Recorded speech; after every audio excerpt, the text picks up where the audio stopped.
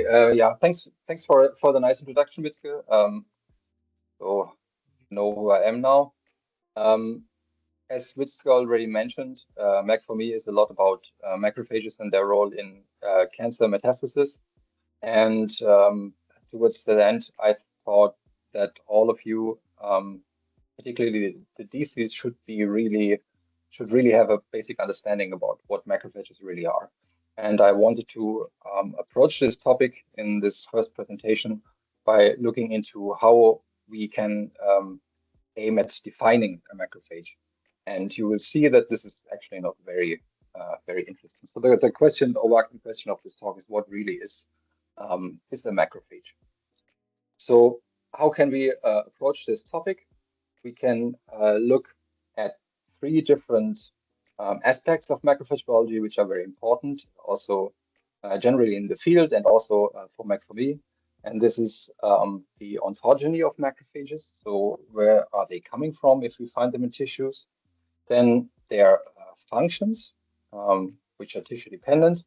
And then, and also again, a very important topic is plasticity. And this means in the end, functional plasticity. But before we dive into these aspects, I would like to start with a little bit of a background here. And we would first look at the discovery of macrophages. And just to tell you that macrophages are actually very old cells. So we know them for a long time. They have been discovered by Metchnikoff sometime in the 1880s. And this is one of the early drawings. I think this is in a rabbit here, in this case, where you can see macrophages sitting in a tissue. And you will see later on that this is actually a very typical morphology. So they have, of course, the cytoplasm, and they have protrusions to actually sense their environment. And what Metchnikoff found, particularly when he put a thorn of, I think, an orange tree into a starfish, that a couple of cells actually came to this thorn and tried to remove it, basically. So try to do something against it. And he discriminated two types of cells which came there: small cells and big cells. And the big cells were actually very good at taking up material. And that's why they were actually called then macrophages. So just big eaters, basically, in the end. The small cells were also good at taking up material, but not so well, and they died and didn't stay. These were the macrophages, and we now know them as neutrophils. So, but macrophages were very important to him, and he dedicated a lot of his research in the coming years to that topic. And in 1908, actually also received the Nobel Prize for Physiology and Medicine for this discovery, for the discovery of phagocytosis, which is very important aspect of macrophage biology, as it is also already in the name. But what Metchnikoff also described and discovered is that macrophages are linked to homeostasis of an organism. And there are a couple of points that he coined here. He said the organism is actually intrinsically disharmonious. So we have always kind of striving towards homeostasis, but we're never really there. And to reach homeostasis, we have something like physiological inflammation. So this already indicates that immune cells are important here. And in his case, of course, the macrophages, which then strives to establish the harmony in this disharmonious environment in embryos and in adults. And then in mature organisms, you have something like pathological inflammation, where then you have injury, cell death, infection, and all this is then again sensed by phagocytes, and they with the aim to again establish harmony. So this is basically homeostasis here, what he describes, and a very important point of inflammation and of macrophages, that they are always trying to keep the organism in harmony, in homeostasis. And this is an important discovery, and we will come back to that throughout the talk. So macrophages are old, not only very long known, but they are also phylogenetically old. You can see this by the work of Metchnikoff, So we actually discovered them in starfish, which are very primitive organisms. And you can find macrophages already in the first multicellular organisms, such as Hydra. So they're really, really old cells. They appeared very early in the tree of life, and we know them for a long time. But, and that's also nice for us, they are also very fresh. So these are just two articles from the recent issues of Cell and Nature. And you can see people are still looking very, very much into the role of macrophages in cancer, and particularly also in metastasis. And here are a couple of aspects how macrophages contribute to that. Not going into detail here. I'm just telling you that macrophages is still an active topic of investigation. That's why, of course, we are also looking into the role of macrophages in metastasis. Okay, so coming back to our topic today, what actually is a macrophage? There are several layers of macrophage biology that we can look at, as mentioned. And you see already, not going into detail here, how complicated macrophage biology is. We have several types of macrophages based on ontogeny. We have several types of macrophages in different tissues. They can respond to all kinds of cues, environmental cues, are involved in a variety of diseases. Of course, cancer is a very important point. And you get from one cell, you get different flavors, functional flavors. And that makes it a bit complicated. So let's try to define what a macrophage really is in a broader sense. And we start with here the ontogeny. So what does ontogeny mean? This means actually when macrophages appear during the development of an organism. So if you look into textbooks and you look for hematopoiesis and the generation of immune cells, you probably see something like that. We start with a hematopoietic stem cell. This can differentiate into a lymphoid progenitor or a myeloid progenitor. And of course, from the lymphoid progenitors, we derive all lymphocytes, like B cells, T cells, and K cells. And from the myeloid progenitor, we get, besides red blood cells, platelets, our granulocytes, and then precursors for tissue cells. These are mast cell precursors, and importantly, monocytes. And monocytes are cells which then circulate in blood. If they leave the blood, they migrate into tissues. They can differentiate to macrophages. And for a long time, and this was written down in the 70s, it was believed that all macrophages in tissues are actually derived from these monocytes. But there were doubts about this theory, summarized very nicely in this paper here. And these doubts were really substantiated. So what was observed was that macrophages actually appear before monocytes. And that's true when we look at the tree of life. So we have in early organisms, we don't find monocytes, but we find macrophages. And we find macrophages actually in embryos before we have really definite hematopoiesis in the bone marrow, because then there is no bone marrow yet. There are also observations that you can actually derive macrophages from all kinds of cells, also from hematopoietic stem cells without actually going through a monocyte stage. You can even look at early B cell precursors, and you can still make them become a macrophage. And this doesn't involve any monocytes. So macrophages kind of seem to be the default state of hematopoiesis, if you want to say it like this. And there were further experiments proving that this mononuclear phagocyte system that was proposed in the 70s is not really correct, because what was proposed here as well was that macrophages are derived from monocytes. They are terminally differentiated cells. They cannot divide. And then there were findings that macrophages actually can proliferate. So in the last 15 years, we have actually come a very long way, disproving this mononuclear phagocyte system. Many of the central dogmas that are already mentioned here, the doubts. And when we look at macrophage differentiation, we now know, due to several really excellent papers, that macrophages can directly develop actually in the embryo already. We can see this, for example, in the brain, where we have microglia, which are brain macrophages, and they actually enter the brain before the blood-brain barrier closes, and they are never kind of replaced by monocytes or something like that. We have early embryonic macrophages in the lungs. We have them initially in the intestines, but they can be then replaced by monocytes. So we have different types of tissue macrophages that are basically derived from different sources, but we definitely know that they are embryonic sources of macrophages.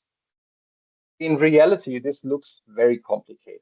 I don't want to go into too much detail here, just telling you that we have the yolk sac here during embryonic development.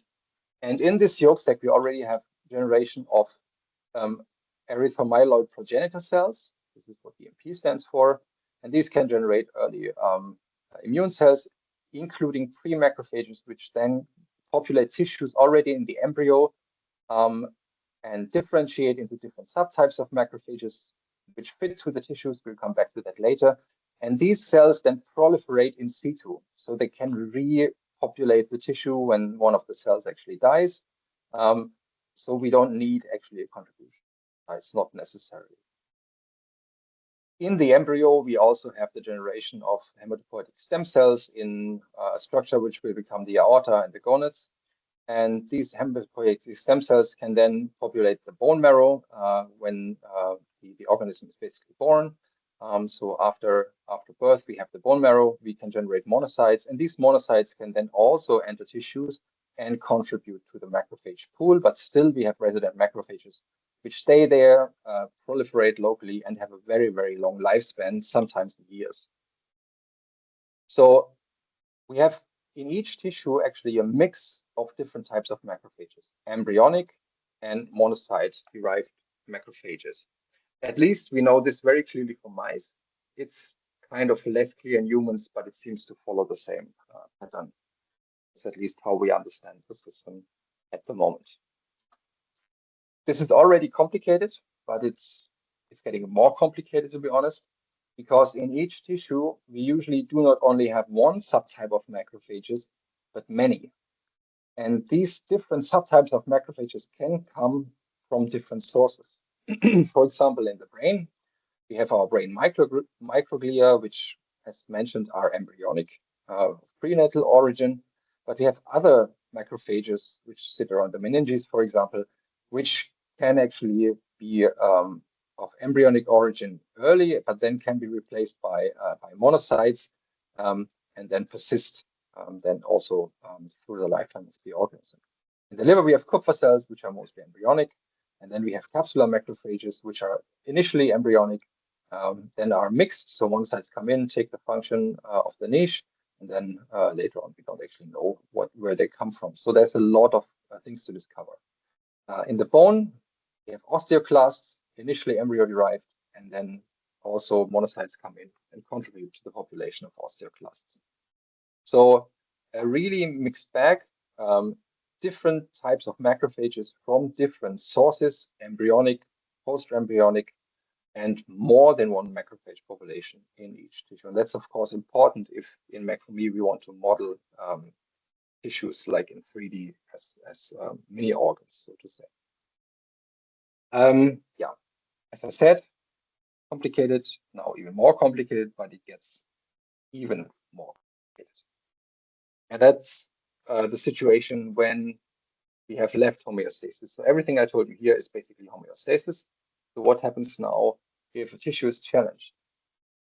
So here we look at the liver. Review here. We have resident macrophages or Kupffer cells. We can have recruited macrophages. For example, these liver capsular macrophages here. And they persist, they do their job. We come back to that, what this means. In the mouse, most of the cells are resident. In humans, the picture looks a bit different. And so we have many resident cells, Kupffer cells, but we also have monocyte-derived cells, recruited cells. We can understand why this actually happens when we look at an inflammatory event. So here, resident macrophage numbers go down. We have recruited macrophages, so monocytes come in, differentiate locally to macrophages, and they contribute more and more to this the local macrophage pool, the more often we experience inflammation. And that's why, basically, in humans, we probably also have more monocyte-derived macrophages, because compared to a laboratory mouse, which should be kept in sterile conditions. Humans never are, or usually are not. And that's why we always experience inflammation. And during inflammation, the resident macrophage pool is slowly replaced by monocyte-derived macrophages. But still, resident cells persist. And that's also important for biology. So if you look at humans, we always have to deal with kind of a mixture of cells. And that's, I think, very important for us. So how can we understand why macrophages are replaced? This is summarized here in this review, just a theory, of course. We will see what the future brings. So if we look into a tissue and we have a typical macrophage niche, so macrophages are sitting somewhere, they're doing their job together with other tissue cells, we get an inflammatory signal, then these macrophages are leaving, they're gone. This happens, and I will show you that in a minute. So now we have empty niches here, which can be then populated by monocytes.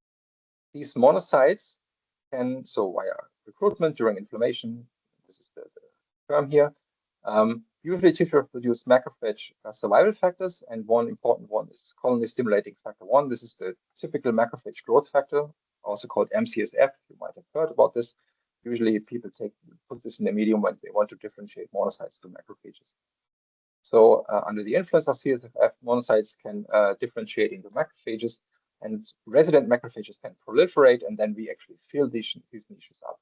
So these were populated by resident macrophages. They left, monocytes come in, they differentiate the macrophages, they proliferate locally based on the influence of the niche, and then we have a replacement of the resident macrophages by monocytes. And this is just an example from our own work, showing you that indeed when we have inflammation, and this is in mice now, in the peritoneum, triggered by yeast, so zymosan, we see that the resident macrophages, which are the majority of the cells in the peritoneum at day 0, actually go away.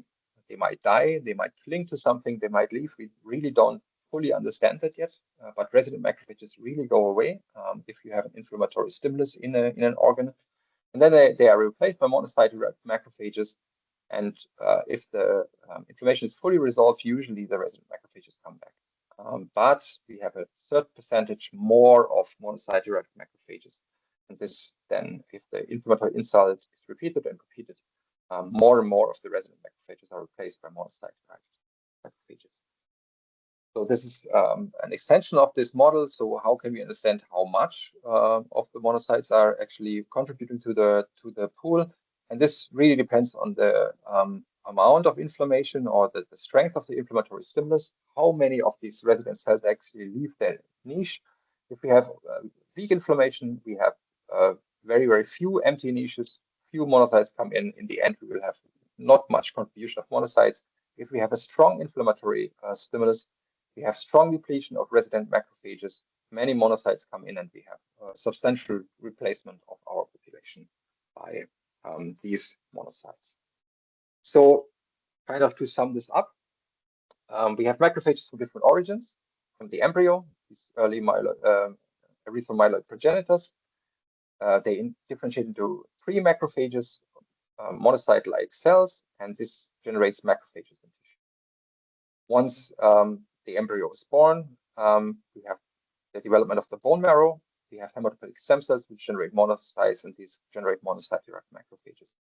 In early stages of development, prenatal, early postnatal stage, most of the macrophages are fetal-derived, of course, and they interact with their tissue cells. They do what they have to do. So they contribute to tissue development in the embryo and maintain homeostasis in early stages. Once we have experienced a little bit of inflammation, monocytes come in. And they usually integrate into the resident macrophage pool, so they fulfill the same functions. We have homeostasis, the tissue functions. But once we age, the cells, macrophages locally also change. We have more and more monocytes because we have experienced more inflammation. Also, we might have seen pathological inflammation. And now this balance shifted. We have more monocyte-derived macrophages, and then the tissues become slightly dysfunctional. And that's also something we need to consider also, of course, if we look at cancer. So our take-home message for me here for this part is now we need to definitely include embryonal and monocyte-derived macrophages into our models, into our 3D models, if we want to be able to adequately analyze early steps of metastasis, because tumor cells going into the tissues will face both the local embryonal and monocyte-derived macrophages. And you have seen from the examples before in brain, liver, and bone, this is the sites of metastasis that we want to analyze. Resident macrophages are actually very so embryonal macrophages are relevant, even in old age. Now, this becomes even more important in metastasis when we look at one theory, which is called the pre-metastatic niche. And the pre-metastatic niche kind of postulates that the concept of the pre-metastatic niche postulates that primary tumors secrete various factors. So there are cytokines, growth factors, extracellular vesicles, all kinds of different things which are secreted by the tumor. These factors act on all kinds of tissues, also the metastatic sites, but they also act on tissues which are not necessarily the target of metastasis, for example, the bone marrow, and they induce hematopoiesis in the bone marrow. And this is very often myeloid hematopoiesis. So we get a generation of neutrophil precursors, monocyte precursors, and monocytes from the bone marrow in individuals with cancer. And what happens now is that these monocytes and neutrophils actually go to tissues, and they generate an environment through angiogenesis, modeling the extracellular matrix, through interacting with fibroblasts, that enables cancer cells, once they have entered such tissues, to survive. And that's why we also contributes to organ metastasis. We're interested, of course, in liver, bone, and brain here.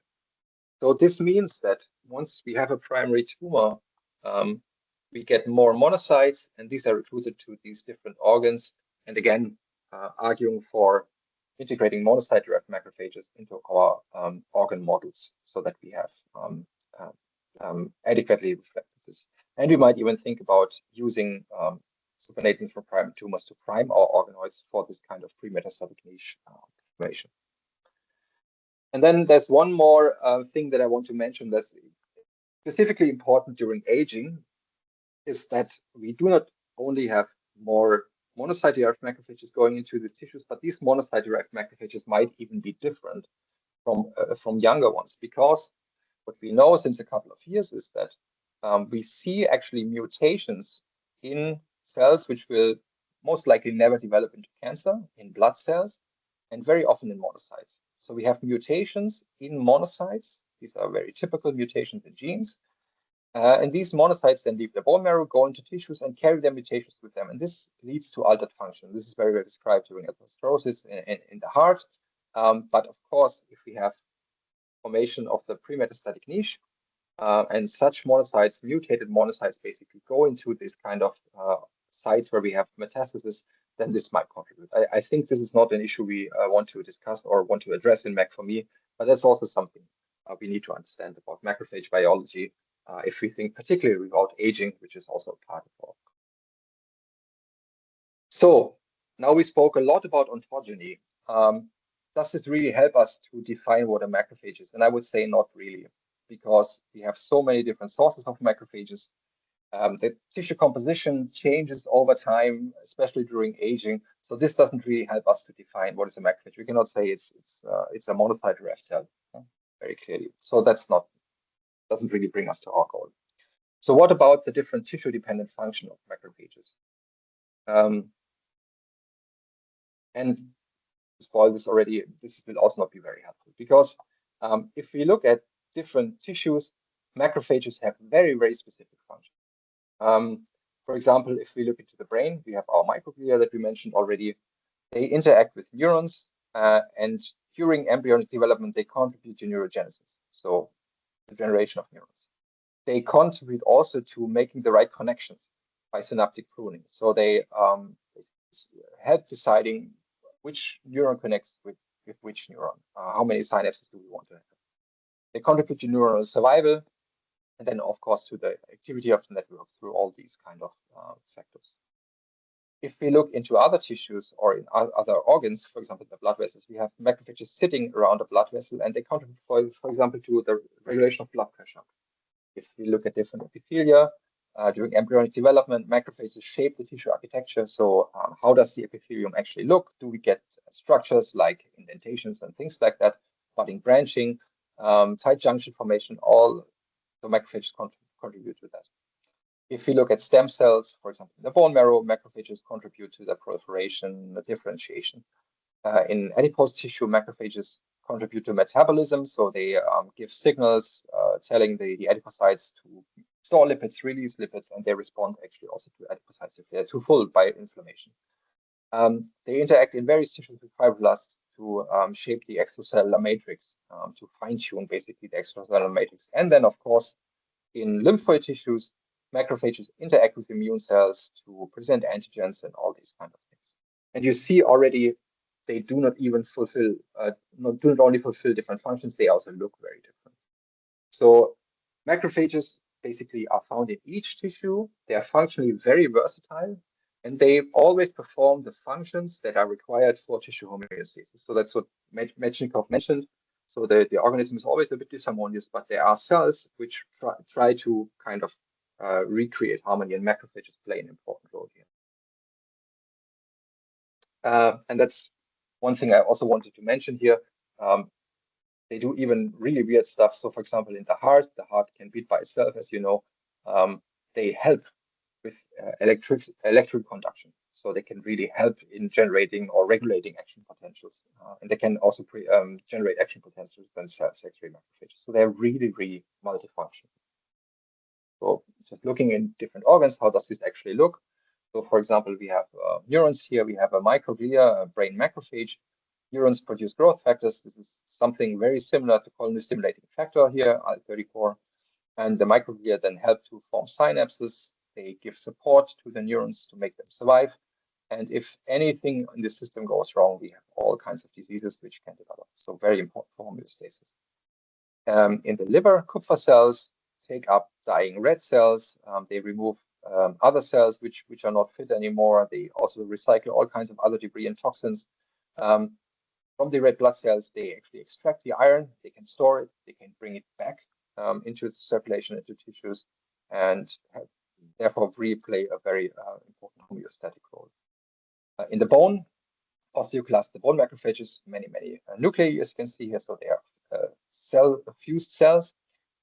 They can actually produce protons. They can throw out their lysosomes to help with bone resorption. They can stimulate osteoblasts, which then build the bone. So they are, again, very important for homeostasis, but very, very different functions depending on the tissue. And if something goes wrong, actually, we get disease. So very important tissue macrophage functions.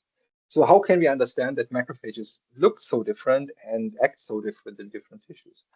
And that's, again, relatively simple. So we have macrophage progenitors, monocytes, or these embryonic progenitors. And what all these have in common is a very important transcription factor here, PU1, or also called SPIC. And this transcription factor just generates a chromatin landscape, which tells us this is actually. And these macrophages then go into the tissues. And depending on the tissues, they face different cues. TGF-beta IL-34 in the brain. In the liver, we have this iron thing, so heme, red blood cells. We have microbial products in the gut and in the lungs. So all these different environments then trigger new transcriptional programs in the macrophages on top of this chromatin architecture. And this then endows them with very specific tissue functions. For example, if they see heme, they're really good then in clearing blood cells and recycling iron. That's what they're endowed to and endowed with. And here, for example, in the gut, they see the microbiome and they interact with it, but they don't mount an inflammatory response, which is good because otherwise we would be inflamed all the time. So kind of the tissue dictates what the macrophage will become. And this indicates kind of that looking at these tissue-specific functions is, again, not very helpful to define what a macrophage is because they do basically what is needed. So not very helpful. But if you look at this graph here, so we have one cell type which can become basically a lot of different cells. This indicates that macrophages are very plastic. So they can change their phenotype depending on what is required, specifically in an organ. So now, if looking at macrophage plasticity, we come a bit closer to the definition of a macrophage. So when we think about plasticity, we can look at an inflammatory event. So we have a given tissue, any tissue. We have tissue-resident macrophages. They do their job. Usually, as in the name, macrophages, they eat very well. They eat apoptotic cells, they eat proteins, lipids, toxins. So they take them up, they digest them, they recycle the nutrients, they can give them back to other cells. For example, here, epithelial cells, endothelial cells, fibroblasts. They interact with all these cells in the tissue to ensure that tissue function is maintained, and they renew themselves. So they're always there and take care of homeostasis. If we have tissue injury, we already heard we have new monocytes. And then when the tissue injury, when the inflammation needs to resolve, these cells repopulate, some die, new cells come in, they take up the phenotype, and then we come back to homeostasis, maybe different types of macrophages, but we should go back here. So but is this a passive thing? Do macrophages contribute to these phases in inflammation? Of course they do. So there are functional implications here. And this means that a cell that is actually sitting in the tissue and does the job that is required can actually still, even though it's terminally differentiated, respond to a new signal. And that's summarized here. So if a macrophage in tissue sees, for example, an infectious agent, or we have sterile inflammation, so we have hit ourselves and cells have died, and the macrophage senses these kind of components from cells, then they are able to mount an inflammatory reaction, which means they produce cytokines, which can activate leukocytes. Cytokines then also activate the local endothelium. This helps with other leukocytes which are circulating to attach here at the site of inflammation, and macrophages then produce chemokines which recruit the leukocytes to the site of inflammation. Macrophages take up microbes and other things, digest them, create antigens, present the antigens to adaptive immunity, and then we have a mounting of a proper immune response here. So these tissue-resident macrophages, which were doing their job, clearing stuff, helping other cells, now become really aggressive, and they mount an inflammatory reaction, again with the goal to come back to homeostasis. So once the microbes are cleared, so or whatever it is, dead cells are cleared, the macrophages then again change the phenotype, and they perform regulatory functions. So now they produce anti-inflammatory factors to block further inflammation. So it's not necessary anymore to have inflammation, we block it. We remove all the debris. So these are a little slightly toxic. They produce also reactive oxygen species, the macrophages. Cells die, they need to be cleared. Now we inhibit the further recruitment of leukocytes, and we aid in tissue repair, for example, by stimulating fibroblasts to produce ECM, remodel the ECM by matrix metalloproteinases. Macrophages can also produce collagen themselves, and they produce growth factors which help the epithelium to regenerate. So indicating here, we have a cell which is homeostatic, we get inflammation, and we get the opposite, we get repair. And this can be all done by the same cell. So very, very functionally plastic cells macrophages are. So how can they actually do that? So how can they sense all these different things in the environment and the changing environment? And that's because they are really endowed with a really, really huge sensory repertoire. They have all kinds of receptors. Toll-like receptors is probably what you guys all know, to sense viruses, fungi, bacteria, and to mount an inflammatory response if they do that. They can also take these pathogens up and digest them finally in the lysosomes. They can sense if a cell in the body is actually fit or if it's dying.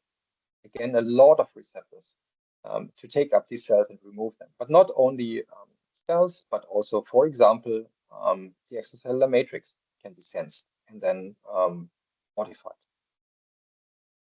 They can sense all kinds of different factors of the milieu in the tissue they reside. So pressure, oxygen levels, pH, osmolarity, temperature, composition of the extracellular matrix. And again, if anything here changes, the macrophages will mount an adequate response. For example, if we have hypoxia, we get HIF1 induction, we get production of erythropoietin and VEGF, and then we get formation of new blood vessels, just as an example.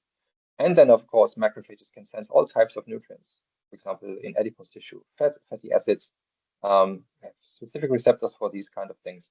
And then if we have maybe too many fatty acids, they will stimulate the generation of more adipocytes or stimulate adipocytes to actually take up more stuff. So a broad sensory repertoire. That's just one of the macrophages have to respond adequately to all stimuli. But what we also have to postulate is that macrophages are, when it comes to epigenetics and chromatin, are again very, very flexible. And that's really the case. And I just want to show you one recent paper that demonstrated this. What these guys have done is they have taken macrophages from different tissues here. This is now liver, spleen, lung, and gut. And they have looked at the chromatin landscape of these cells and the transcriptome. And if they do that, they see specific patterns. So this is just a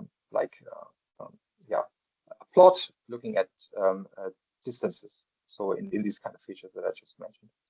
What they have also done, they have taken mature macrophages from monocytes and they have implanted them into these organs and looked if these macrophages then resemble the local macrophages. And indeed, if you look at, for example, here the liver, you see that a Kupffer cell looks very similar when it comes to chromatin and transcriptome to bone marrow-derived macrophage which has been implanted in the liver. And it's much closer to the liver than to any other organ.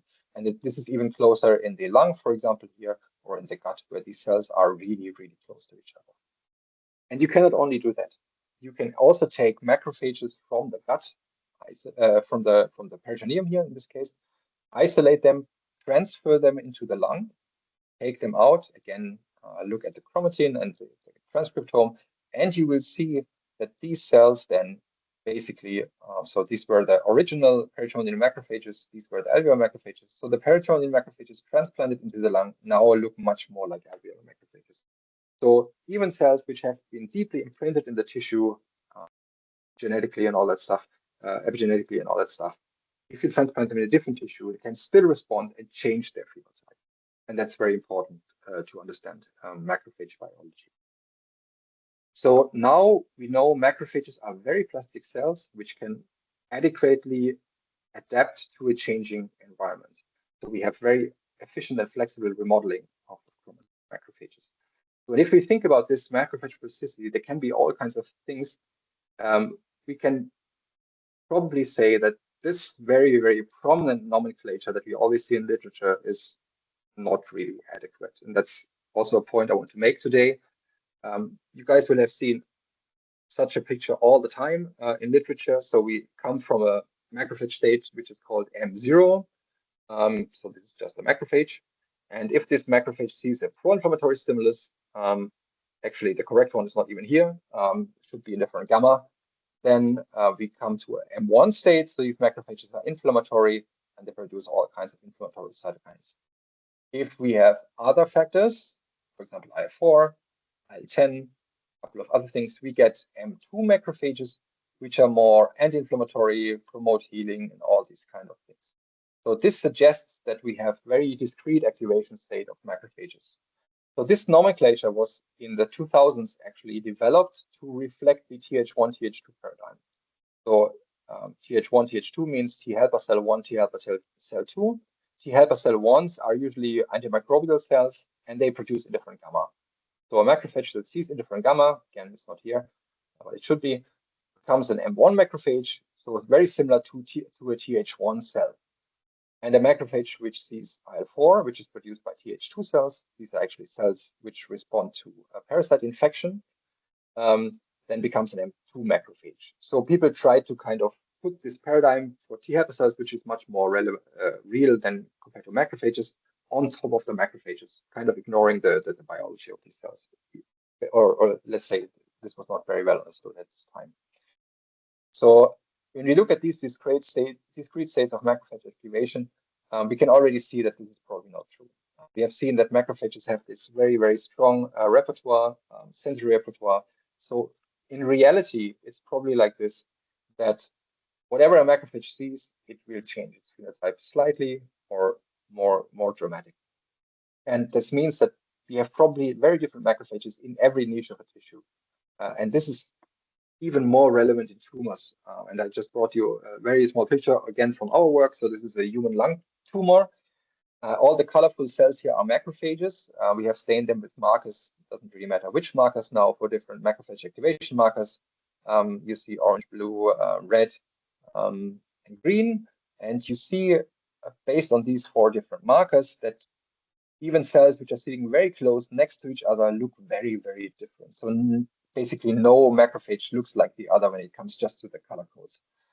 So we have, in such a complex tissue like in the tumor, very different niches, and the macrophages will change in each niche according to what they think is required. And of course, in tumors, macrophages are used by the tumor to support their proliferation. So the reparative functions they do, for example, during resolution of inflammation, this is what the tumor uses to make them help support its growth. So basically, when we try to define a macrophage, we have to look at these kind of 3 different points that I mentioned. So we look at macrophage phenotype heterogeneity. We have ontogeny, so we have macrophage from the yolk sac, from the fetal liver, from the bone marrow. And so this gives you a little bit of diversity.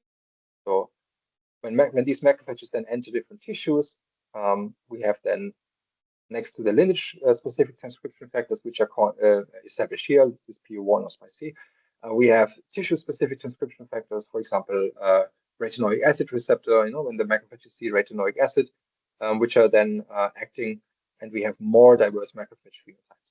But then, if the tissue is disturbed, the homeostasis is disturbed, we have so many different danger signals that can occur, and this gives us a huge range of different macrophages, which are very heterogeneous. And basically, that's how I think we should define a macrophages. So macrophages are innate immune cells that are professional guardians of tissue homeostasis. That's their job. And they do whatever is needed to actually promote homeostasis. And they can do this because they are really uniquely equipped to do that. So they have this strong sensory repertoire. They are very plastic when it comes to chromatin. So they can respond to all threats against homeostasis. And of course, the tumor tries to use this to make the macrophages support its growth. And this means the tumor is part of self, or was part of self, and just employs all these programs to repair itself, even though it doesn't need repair. And with that, we come to the topic of Max for me. So here we see all these different flavors of macrophages that we can find, and they can do all kinds of things. In theory, macrophages can actually also do something against tumors. They can phagocytose tumor cells, and they can activate the immune cell to destroy tumors. And that's a good thing, of course. But they can also suppress immunity during resolution of inflammation. They can support growth of the epithelium, as we have seen.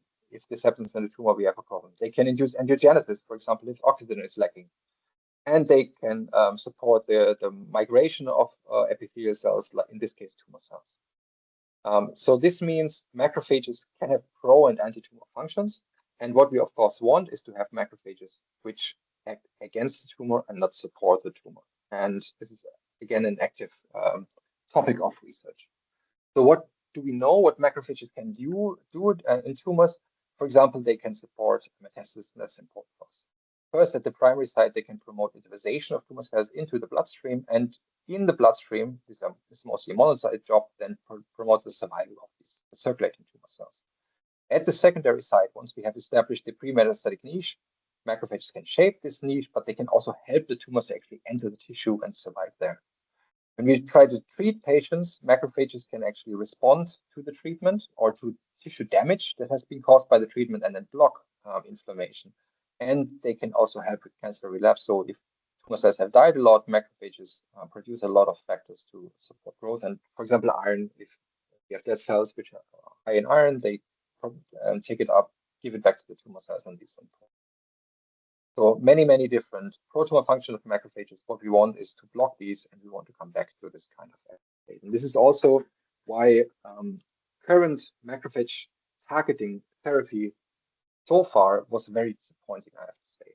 So the standard treatments to do something in the macrophages was to actually kill them, block their recruitment, for example, with CSF1 receptor inhibitors and a couple of other things.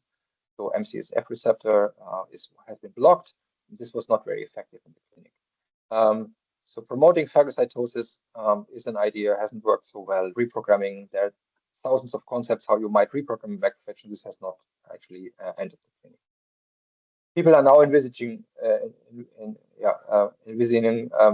engineering macrophages. For for example, generating CAR macrophages or something like this, making them produce cytokines to activate T cells to kill the tumor. And people are also thinking about targeting macrophages very specifically with nanoparticles, make them release drugs, make them produce cytokines. So this is all kind of the future. But what I have to say is that we currently do not have convincing concepts or targets for preventing specifically metastasis based on macrophage biology. And that's something, of course, that is something the niche we want to fill with Macrophages. So here we want to look specifically at early stages of metastasis. What do macrophages do? How do they, for example, here promote tumor growth? Can we maybe re-educate them to actually eat up the tumor cells, activate T cells? So that's our job in Macrophages. And basically, if you look at the logo and our mission, so that's what we want to do. We want to shape the future of metastatic cancer immunotherapy, all ages, all tumor types, and of course, we want to do this by looking at the macrophages. Okay, and with this, I would like to close. Just very briefly, acknowledge the team in Heidelberg now. So Evelyn, Igor, and Ivan, postdocs in the lab. Maria and Victor, you already know, they are part of Macrophages. Armin and Ilma also PhD students. We are funded, of course, and we have a lot of collaborators in this macrophage field. And yeah, so with this, I would like to close my presentation. I think we have still a few more minutes for questions. If you have any, please feel free to ask. Wonderful, Andreas. Thanks a lot for this overwhelming introduction, I have to say, to the macrophage field. And yes, please, if there's someone has a question, just raise your hand. So I see Leonard. Please go ahead, Leonard. Yes. Thank you first and foremost for this very nice presentation. My question was about that in some cases the origins of the tissue-specific macrophages were unresolved, and I wanted to know what obstacles were faced in the research that they were not able to define the origin compared to other types. Mm-hmm. So the first thing we need to understand is how we actually do such research. So how can we define origins of macrophages? And you would do this usually by fate mapping.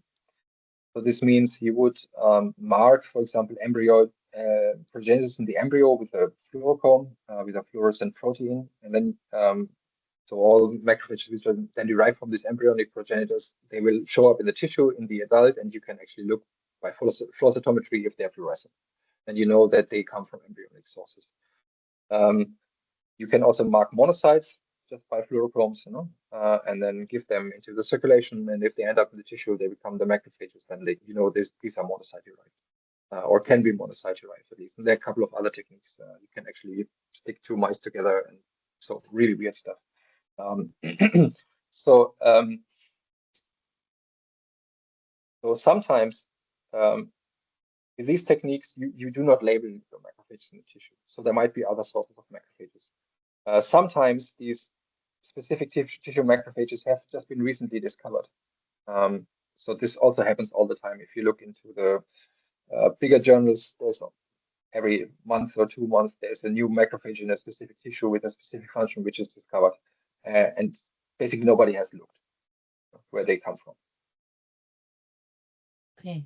Is there any other question for someone? Otherwise, I have one, which we are, of course, all working with the macrophage and the differentiation process. So trying to mimic that differentiation of the macrophages in vitro.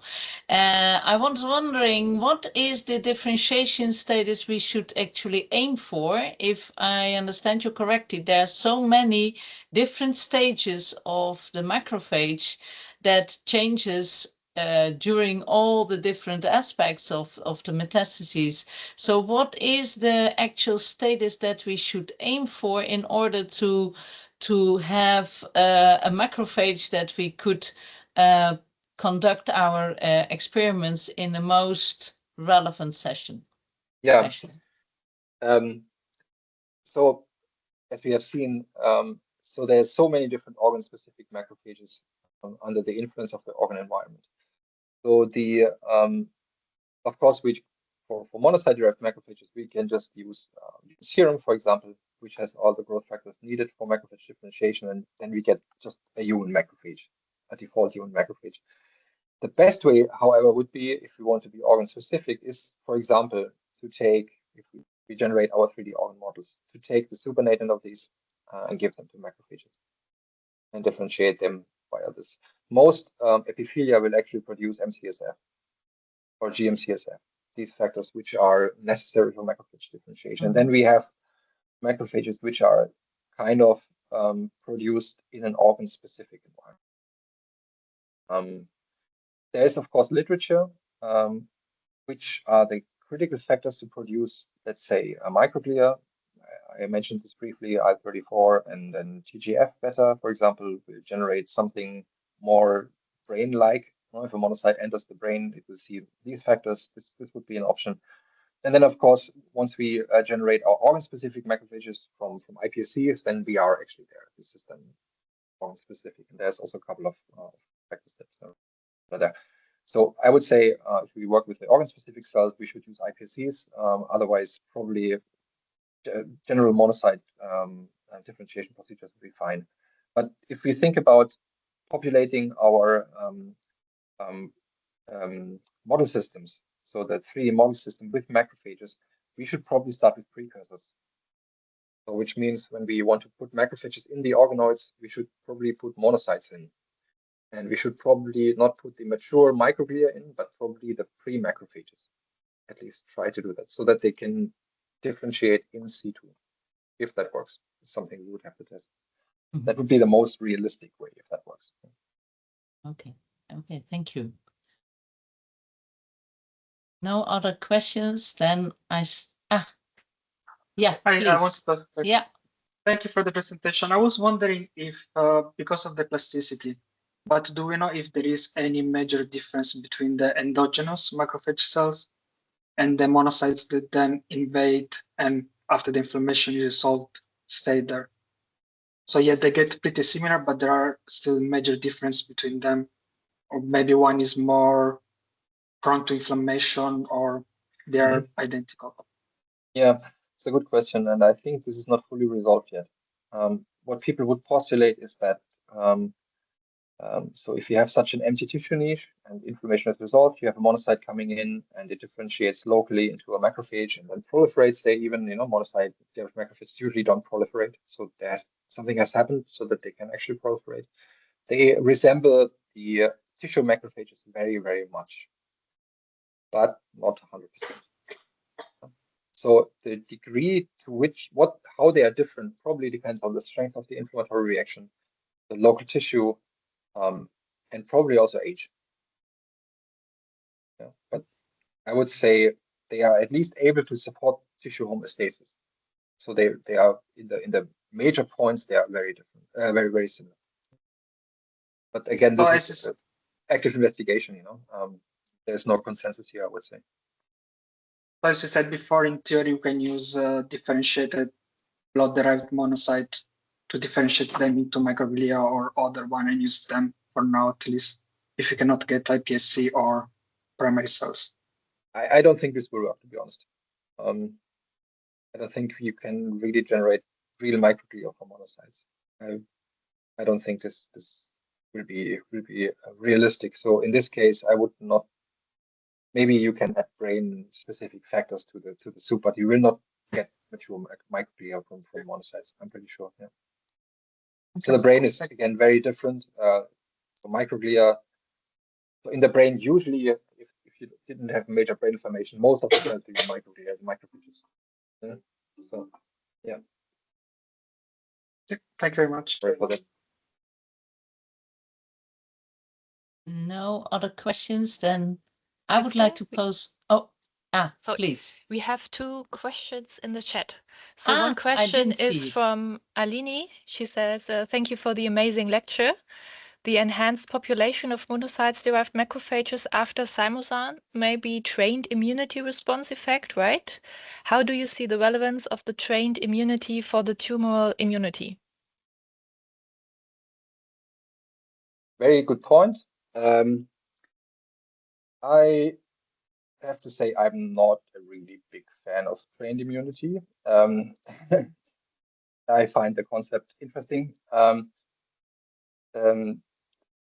So trained immunity, I'm not, yeah, okay, it's not my thing, to be honest, you know. So in case of macrophage biology, any stimulus that you give to a macrophage will change its function. If the tissue reverts back to the homeostatic state, the macrophage will respond and change the function again.